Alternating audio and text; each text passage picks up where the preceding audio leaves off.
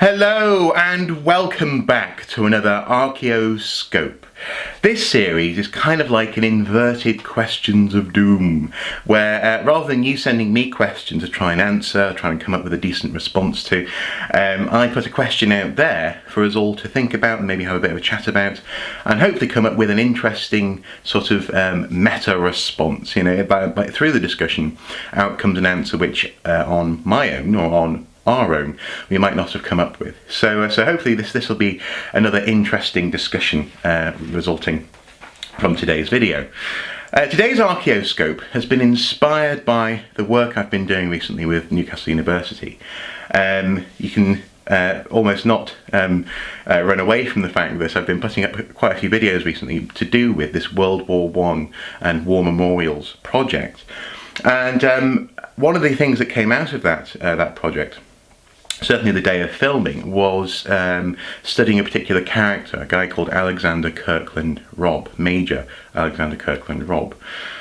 He died in 1914, only a couple of months into the First World War actually, and he was shot while charging German trenches at the Battle of Aisne, and two men were actually, well, one was wounded and one was killed, trying to rescue him and bring him back to their own lines, as it were.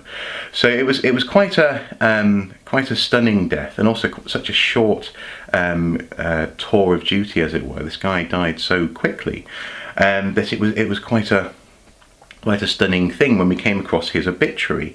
And his obituary began with these lines, which this is actually the subject of today's video. Alexander Kirkland Rob, a very gallant gentleman. The glorious death of Major Rob on the hard-fought field of the Aisne was a fitting climax to a distinguished career.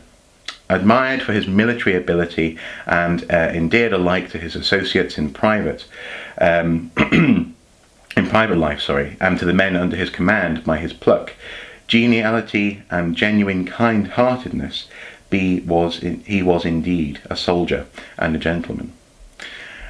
Truly representative of that type of officer characteristic of the British Army above all others. And this paragraph, I suppose, actually hit us slightly in the face on the day of filming. It was a bit of a smack in the face because, especially the opening lines, the glorious death of Major Rob was a fitting climax to a distinguished career. And it hit us hard because that isn't the kind of language actually that we would use probably today to talk about even military personnel who have lost their lives in recent conflicts. You would talk about potentially heroism. Calling soldiers heroes is very current, as it were. It's a very modern thing to do. And also referring to a tragic loss, referring to the family and those who have been left behind. Now, actually, at the end of Major Rob's obituary, there is a couple of lines about his sorrowing wife and two small girls, but the focus is very much on the glory, and also on the fact that presumably, in public, the family should glorify this death. They should take real real solace in the fact that he died in an honourable and glorious way, and it was just remarkable. And one thing that really came to mind actually, that this is something which really highlights that even 100 years ago, the past is in many ways an alien country. The way that people think hasn't been constant, and even I mean, just outside living memory, I suppose now, but even just then, people didn't think the same way they do now. Now that may well sound like common sense. People people and cultures and ideas change all the time. But you say that, but actually the temptation for an archaeologist like me, for a historian, for people on the street, is to project our values and our ideas backwards into the past. It's actually quite comforting to think that people in Elizabethan England, for example, were not that dissimilar in terms of attitude to ourselves, when actually they really were. And even further back in time, we often like to say or think that we know who the Romans were. Oh yes, the Romans, they're a bit like us, really, aren't they? They just lived a couple of thousand years ago.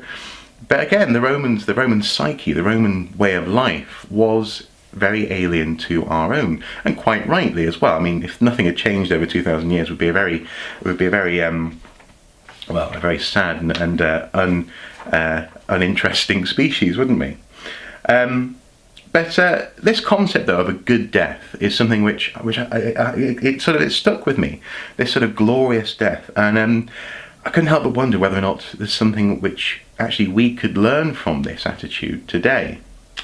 Now, let me very briefly just confirm this, or just clarify something. I'm not comparing the value of death of soldiers today to the value of death of soldiers in the yesteryear, as it were. Rather, the attitude, our societal attitude to death.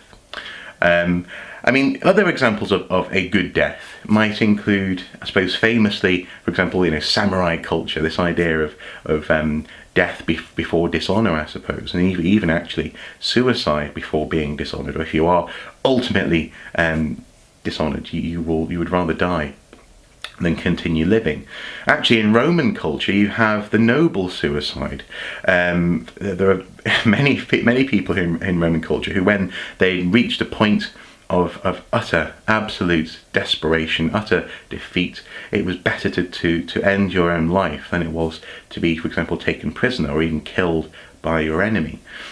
I don't know, more grandiose examples would be actually preparing for death from the moment you ascend to the throne. In ancient Egypt, for example, projects like pyramids were started as soon as the pharaoh was on the throne. So throughout their life, certainly their royal career, they were preparing for death. Death was always on the horizon. Death was always, quite literally, rising up in front of them. Even, for example, in medieval culture, death and the concept of a good death, the concept of going to death well, meeting your death well, was intrinsic, for example, in Europe, to actually your arc through life, from birth, being baptized, for example, confirmation or whatever, marriage, all the way through to the moment of death. It was crucial that was part of this procession. It wasn't an add-on at the end. It was something which you considered and which you, in some ways, actually aimed for. This good death, and this is something which, again, I can't help but wonder whether or not we've sort of lost that, especially in certain parts of Western culture, as it were. A while ago, actually, one of my first videos on this YouTube channel was looking at graveyards and the way in which graveyards are treated, often left to go to rack and ruin with neglect. The older portions of the graveyard, let's say 100 to 150 years old, are decaying, trees growing up through graves, gravestones smashed, this kind of thing. And yet, archaeology shows that, for example, in ancient cultures, in historical cultures as well, graves, graveyards, necropolis, the place where the dead reside, was something to look after, to take care of. Thousands of years would go by, and this site would still be in good condition. It would have seen foot traffic, it would have seen wear and tear, but nonetheless, it was still being cared for. And yet, even only 100 years ago in our society, it seems that actually we were fairly eager to let go of the dead, to forget about the dead in a funny sort of way. Now, very quickly, you may well be thinking, well, that's why we have Remembrance Day, especially for global combat. For example, the First World War. Veterans Day or Remembrance Sunday is there so that we don't have to make an effort to remember this kind of thing. But again, I'm not just talking about death in war, I'm talking about death in general. Now, to bring this, I suppose, into a modern context, Mrs. Soup's Mrs. Soup's sphere of work is actually within a hospital in Newcastle, and one of the things which they are talking about at the moment, and which is very current in the healthcare profession, is actually helping people to think about death and actually reclaiming that idea of a good death, choosing to go to your death in a positive way. And that's not to say there's all these myths, especially in the US, about the NHS euthanizing people. Not at all. But it's more about making sure that people, if death is likely, do take time to think about it. And in conversations with her, it's become very clear actually that lots of people find that very, very uncomfortable. You know, we live in a society where everyone wants to be young forever, where celebrities seemingly never age, where even people who are really blatantly very old have hair which doesn't reflect that. They've dyed their hair. And that's up to them. That's certainly a personal choice, but it does perpetuate this sort of illusion that somehow death may not happen to you. Death might not happen. You know, if you just keep on living, then you won't die, kind of thing.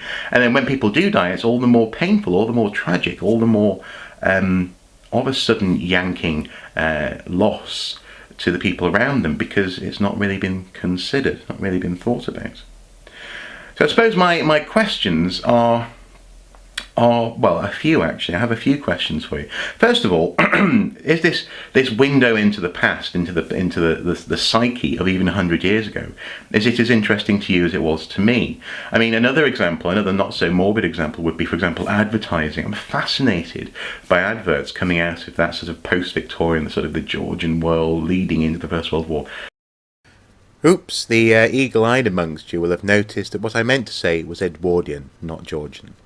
It's remarkable looking at how people sold each other goods and services. It's quite fascinating. But again, it's another way into people's psyche. But I think that do you think that this is also an interesting point, that even 100 years ago people thought about the world very differently? Do you also can you think of any other examples of societies or cultures where a good death is sought? I mean, famously, for example, you know, films like The 300 in Hollywood. You know, there's this character, I've forgotten what his name is now, who is seeking a good death. He wants a beautiful death. And that's a very sort of manly, fashionable thing to sort of, you know, to perpetuate in that kind of medium. But can you think of any other sort of examples where actually it was sought out and it wasn't this looming negative black wall, as it were, that we're trying to ignore?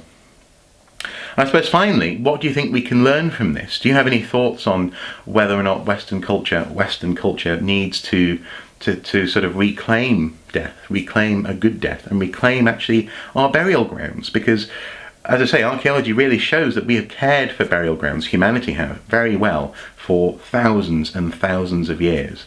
And really only in the past, I don't know, the past few hundred years, I suppose, past 100 years even, have graveyards become places where, I don't know, I suppose the dead are shunned. They're kind of on the edge of society, and we try not to remember them too much because it's a bit scary. In fact, actually, the image of a graveyard in our culture, in our society, is about Halloween, really. It's about that scary. If you go into a graveyard at night, people will go, ooh. And yes, in other cultures, in past cultures, that clearly wasn't the case. Graveyards weren't places where people went, ooh. It was actually part of life, part of society. So yeah, so what can we learn from these attitudes to death, these other times and other places and other ways of thinking? So there you go, that's my Archaeo-Scope for the day. I've tried to make sure that this video isn't too morbid, because I don't think this is a morbid topic. I'm not sort of saying think about your death. It's more just a matter of thinking about our response as a society to the concept of death, and how actually Alexander Rob's obituary really highlights that in public at least, there was a very different attitude. The idea of a climax to a distinguished career, which probably wouldn't be the words used today to describe death. So please do have a think, please do comment below, and hopefully we'll have a really interesting discussion. As ever, as always, please do take care. Bye bye.